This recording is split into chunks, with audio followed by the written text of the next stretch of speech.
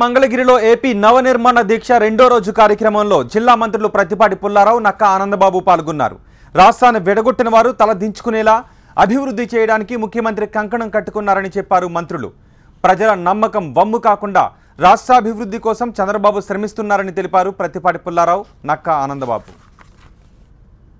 మొదలైనటువంటి నవనిర్మాణ దీక్ష ఈ వారం రోజులు కూడా రాష్ట్ర విభజన అనంతరం జరిగినటువంటి అంశాల మీద రోజు ఒక అంశం తీసుకొని ఈ గత సంవత్సర కాలంలో జరిగినటువంటి డెవలప్మెంట్స్ కానీ రాబోయే సంవత్సర కాలంలో తీసుకోవాల్సినటువంటి చర్యలు, ఈ రాష్ట్ర విభజన వల్ల జరిగినటువంటి నష్టం, ఈ రోజున చంద్రబాబు నాయుడు గారి నేతృత్వంలో జరుగుతున్నటువంటి అభివృద్ధి కార్యక్రమాలు ప్రజల్లో తీసుకెళ్లాలి.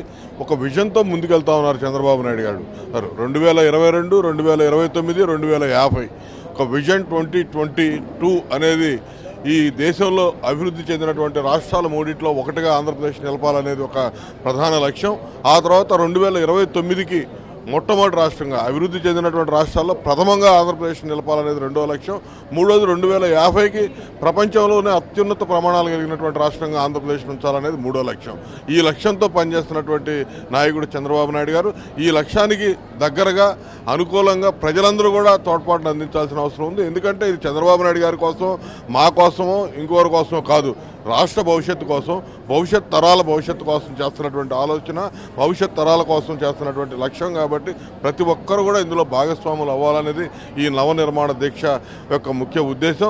దానికి ప్రజలందరూ కూడా ఆంధ్రప్రదేశ్లో ఉన్నటువంటి 5 కోట్ల ఆంధ్రులే కాదు, ప్రపంచవ్యాప్తంగా ఉన్నటువంటి తెలుగు వారందరూ కూడా మద్దతు తెలియజేస్తున్నారు. అందరూ కూడా ఈ కార్యక్రమాన్ని ఆశీర్వదిస్తూ ఉన్నారు. రాబోయే రోజుల్లో రాష్ట్రం ఖచ్చితంగా ఈ విజన్ ఏదైతే ఉందో ఆ విజన్లో విజయం సాధించడం అనేది ఖాయం. నిర్మాణ దీక్ష రెండవ రోజు రాష్ట్ర విభజన బైఫర్కేషన్ మీద, రీఆర్గనైజేషన్ మీద ఈరోజు రెండో రోజు నిర్వహించాము. ఎందుకంటే అశాస్త్రీయంగా రాష్ట్ర విభజన జరిగింది. 58% ఉన్న జనాభాకి 46% ఆదాయం ఉన్నటువంటిది ఎక్కడ కూడా కాంపెన్సేట్ చేయకుండా, స్టేక్ హోల్డర్స్ తోటి ఎక్కడ డిస్కషన్ లేకుండా, పార్లమెంటు తలుపులు వేసేసి మీడియాని అలౌ చేయకుండా, రాత్రికి రాత్రి ఇటలీ స్వాతంత్ర దినోత్సవం రోజు ఆంధ్రప్రదేశ్ను విభజించి చరిత్రలో నిలిచిపోయేటువంటి విధంగా, తెలుగు ప్రజల హృదయాల్లో గుండె కోత మిగిల్చేటువంటి విధంగా రాష్ట్ర విభజన జరిగింది. ఆదాయ వనరులన్నీ అక్కడున్నాయి. ఈరోజు ఆదాయం తక్కువ, తలసరి ఆదాయం ఈరోజు పక్క రాష్ట్రాల కన్నా తక్కువ ఉంది. మనదేమో 1,22,000 తలసరి ఆదాయం ఉంటే ఈరోజు తెలంగాణలో 1,58,000 ఉంది. ఇతర రాష్ట్రాలు అన్నీ కూడా మనకన్నా ఎక్కువ ఉన్నాయి. దక్షిణ భారతదేశంలో తక్కువ తలసరి ఆదాయం ఉన్నటువంటి రాష్ట్రం ఆంధ్రప్రదేశ్. అందుకనే ఈనాడు విభజించినటువంటి వాళ్ళకేమో ఎన్నికల్లో బుద్ధి చెప్పారు, కట్టుబట్టలతో పంపించినటువంటి వాళ్ళకి తలదించుకునేటువంటి విధంగా ఇక్కడ అభివృద్ధి చేయాలి, సంక్షేమం జరగాలి, రాష్ట్రం మళ్ళా ఈ 2022 నాటికి దేశంలో 3వ రాష్ట్రాల్లో ఒకటిగా నిలబెట్టాలని, 29 నాటికి దేశంలో మొదటి రాష్ట్రంలో ఉంచాలని చంద్రబాబు నాయుడు గారు అహర్నిశలు కష్టపడుతూ ఉన్నారు.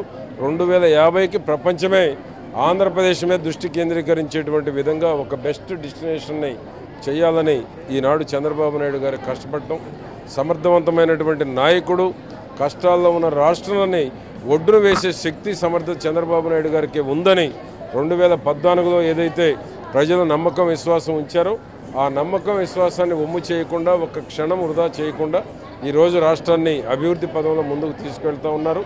ప్రతిపక్ష నాయకుడు ఎన్ని అడ్డంకులు సృష్టించిన బులెటిల చంద్రబాబు నాయుడు గారు అభివృద్ధిలో కానీ, సంక్షేమంలో కానీ, ప్రాజెక్టులు పూర్తి చేయడంలో కానీ దూసుకెళ్తూ ఉన్నటువంటి చంద్రబాబు నాయుడు గారిని ప్రజలు గుర్తించారు. ప్రజల ఆశీస్సులు కూడా ఇవ్వడం జరుగుతూ ఉంది. బాబు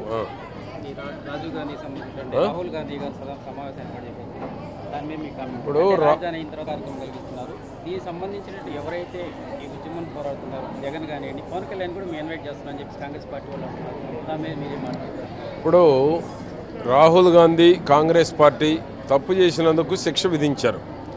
డిపాజిట్లు రాకుండా ఈ రాష్ట్రంలో ఒక ఎమ్మెల్యేని కూడా గెలిపించకుండా, పోటీ చేసిన వాళ్ళకి డిపాజిట్లు రాకుండా ప్రజలు బుద్ధి చెప్పారు.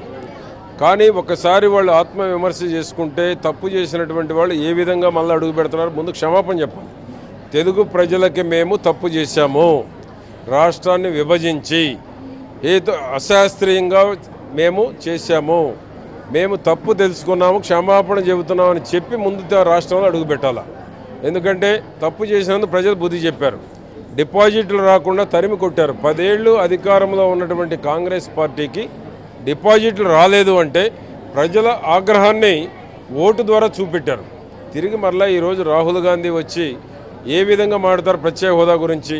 ప్రత్యేక హోదా ఇచ్చేటువంటి అవకాశం, ఆ రోజు చట్టబద్ధత కల్పించేటువంటి అవకాశం వారి చేతుల్లో ఉన్న చట్టబద్ధత కల్పించకుండా తలుపులేసి మీడియాను బయటికి పంపించి రాష్ట్రాన్ని విభజించినటువంటి వాళ్ళకి తెలియదా చట్టబద్ధత గురించి? చట్టబద్ధత చెయ్యాలి. రేపు ఏ ప్రభుత్వం వచ్చినా రాష్ట్ర విభజన చేశాం కాబట్టి దీనికి ప్రత్యేక హోదా ఉండాలి. ప్రత్యేక హోదా ఉంటేనే ఇతర రాష్ట్రాలకు సమానంగా అభివృద్ధి చెందుతారనేటువంటి ఆలోచన కూడా చేయలేదా? ఆలోచన లేనటువంటి వాళ్ళు ఎందుకు విడదీశారు? అప్పటికే మీరు ఇంటికి పోతాం అనేటువంటి సిగ్నల్స్ ఉన్నాయి సర్వేలు అన్నింటిలో. అటువంటి పరిస్థితుల్లో మీరు రాష్ట్రాన్ని ఎందుకు విడదీయాల్సి వచ్చింది రాత్రికి రాత్రో? లేకపోతే ఇటలీ స్వాతంత్రం రోజు ఈ యొక్క రాష్ట్రాన్ని విభజన